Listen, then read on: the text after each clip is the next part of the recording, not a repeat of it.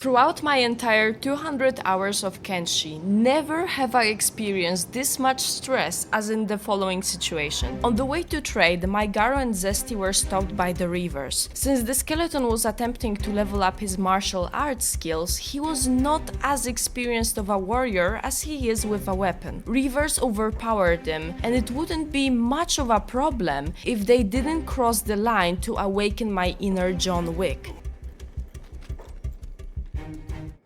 Don't do it. Don't do it. I sent Seto to back up Zesty, and after she managed to distract the attackers enough for Garo to be finally ignored, I thought to myself, I can't possibly forgive them for trying to chop him into steaks. I decided to seek revenge. That's crazy shit, man.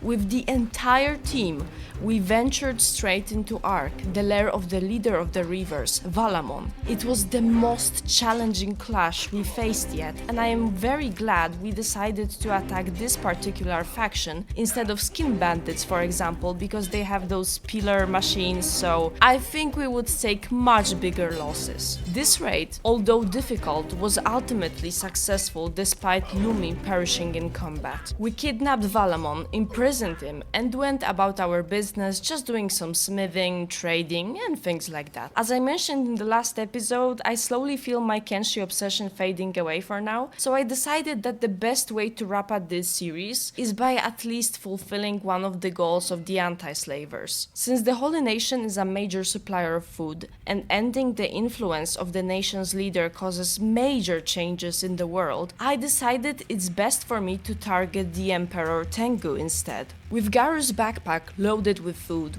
we headed towards the slave farm and liberated every single prisoner that was inside. Some of them decided to join us, and I was concerned they may die as quick as Fumin or Lumi, so I put them on hauling and farming jobs for now until they get a bit stronger. After a short rest, it was time for Heng and the neighboring city belonging to the Traders Guild. We wiped it out, killed a noble called Longen, I think, and returned to rest again. Then it was time to strike at the core of the United Cities and take down Heft. This raid also proved to be a bit of a challenge. Some teammates were knocked out after bravely withstanding waves of samurais. Some of them were enslaved before Zesty broke free and liberated them, finally turning the scales on our side. With a heavy heart, I have to report that Green died. It's genuinely the worst thing that happened to my team this playthrough, since Green very often started conversations around my team, usually after a beep from Beep, and he was clearly vibing well with Masaru, and they were both in my crossbows team too, so Masaru literally lost his friend. It really makes me sad, and it's most likely going to be the end of the gameplay series for now. After capturing Tengu, I brought him to Spring and put him behind bars under Tin Fist's watchful eye, since for some reason my prisoners tend to escape. Valamon is gone, and since he escaped, the bloodied raids are back too. Anyway, Tin Fist reported that there has been a problem with starving bandits lately, and I have been wondering if there is a way of feeding or supporting them. It's genuinely so silly, because as a slave you should have some farming knowledge, so just make your own food, forehead. If you're homeless,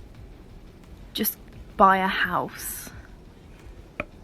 My base is currently overproducing food, so I wouldn't mind having a few open stashes here and there, but I'm not sure whether that's even possible by the game mechanics. I will experiment a bit and maybe post a video of results. Thank you so much for watching, and I will see you next time.